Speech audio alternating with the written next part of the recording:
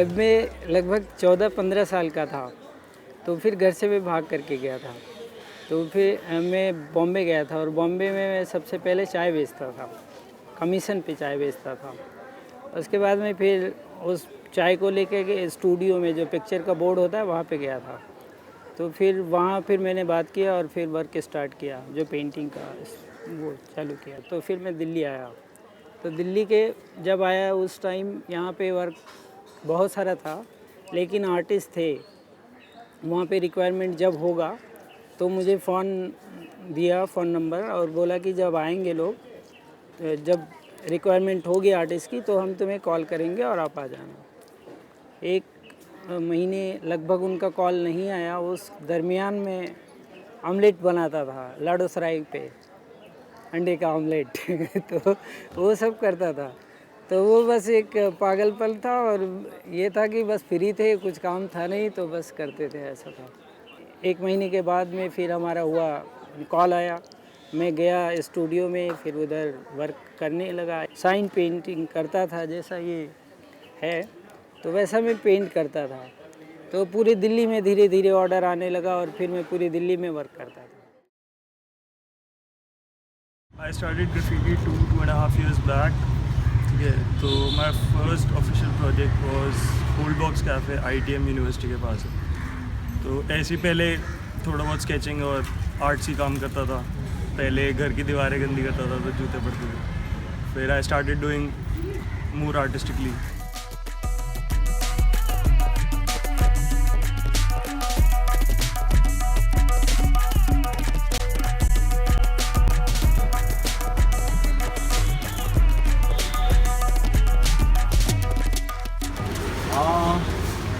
The first instance of graffiti goes a little bit way back to when I was in Shillong. I mean, I didn't know it was graffiti actually, but it was mostly scribbles of writing my own names and notebooks and with pencil on the wall, you know, like small scribbles here and there. But I was introduced to hip hop music like rap, and then from then on I started realizing that there's this artwork called graffiti, and there's a whole culture behind it, and you know it's more complex than just scribbling your name. You know, it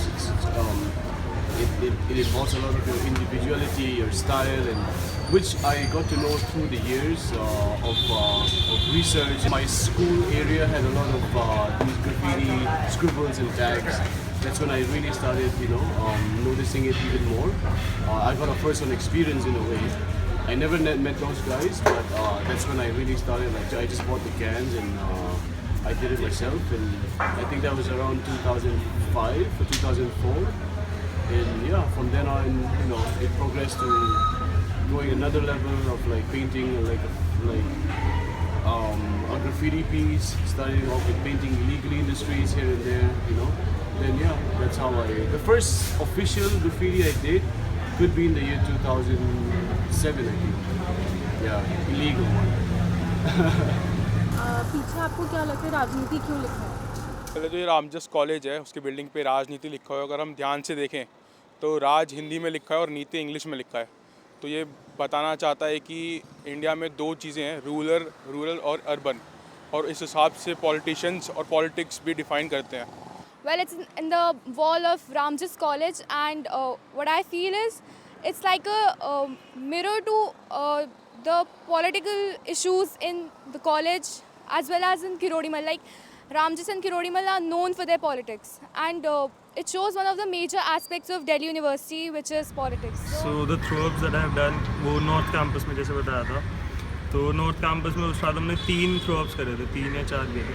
वो major 3 ये थे। एक था वहाँ north campus में democracy wall, तो on that wall we wrote democracy घंटा मेरा, और राजनीति की एक बाउंड्री वॉल है वहाँ पे, रामजस कॉलेज की एक बाउंड्री वॉल है, उस पर राजनीति थ्रो-अप किया था, राजनीति लिखा था। तो ये 2 थ्रो-अप्स हमने इसलिए किए थे कि हम बैठे थे ऐसे ही दोस्त सब बात कर रहे थे, तो ऑल ऑफ अ सडन बात करते करते टॉपिक ये उठा कि India is a democratic country, तो कोई बोलता है कि घंटा डेमोक्रेसी है और राजनीति पॉलिटिक्स ये सब इतना ज़्यादा होता है। फिर रामजस कॉलेज की बात शुरू होगी कि रामजस कॉलेज वहाँ वो क्लस्टर में हब है पॉलिटिक्स का, सबसे ज़्यादा पॉलिटिक्स वहीं होती है। तो रामजस की वॉल पे ये सोच के हमने राजनीति लिखी थी।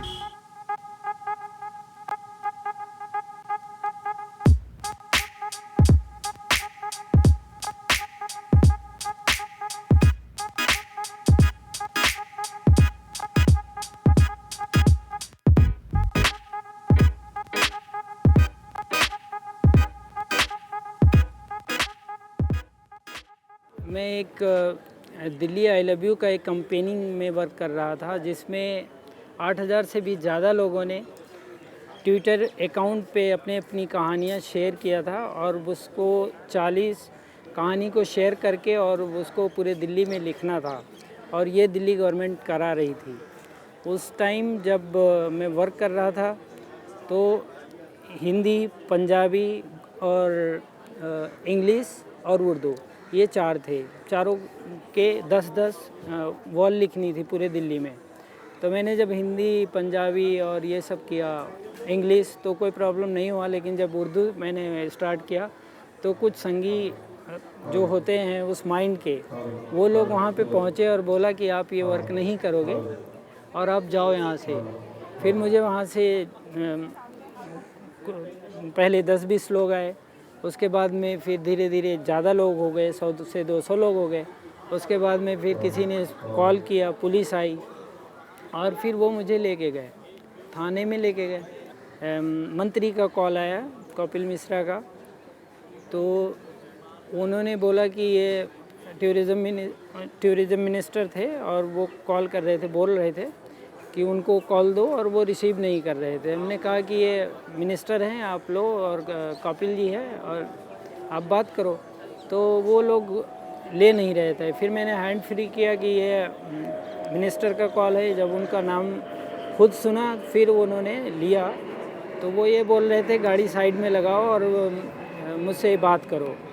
तो फिर जब उसने उनकी आवाज़ सुनी, फिर उसने साइड में गाड़ी लगाई और फिर बोला, तो उसने बोला कि नहीं, हम यहाँ छोड़ नहीं सकते हैं, थाने चलेंगे और उसके बाद में आएंगे।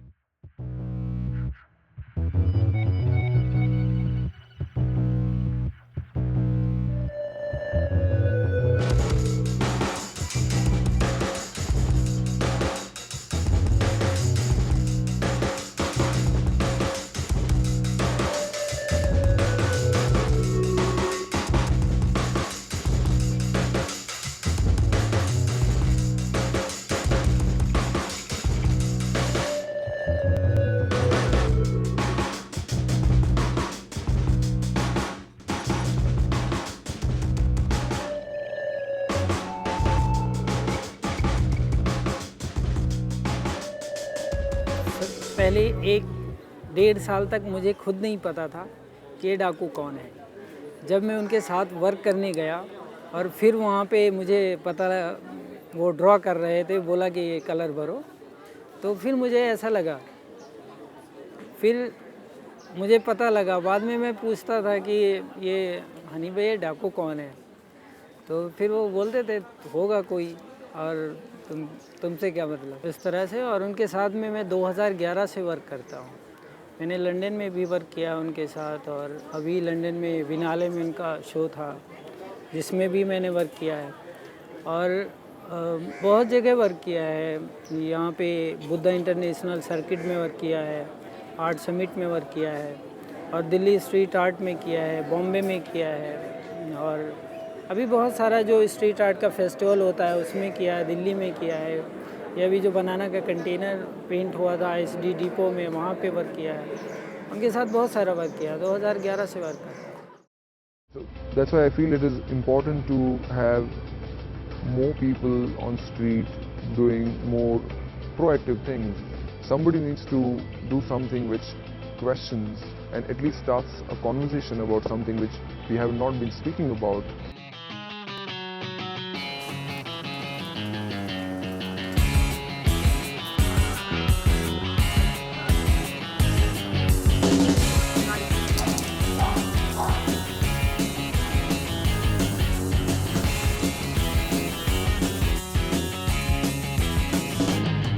I could go out in the dark, I see you calling my name. I hear you shouting, hear you calling, but it's not the same. Every word that you are throwing right into my back doesn't matter to me.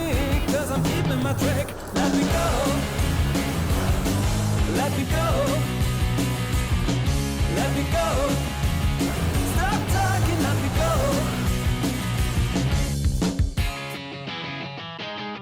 Our time together always ended up in war. Every whisper made you jealous, and that from the start. It is nice to see you shouting out for throwing me out. No excuses, but this time it's gonna be the last. Let me go. Let me go. Let me go. Oh, baby, let me go.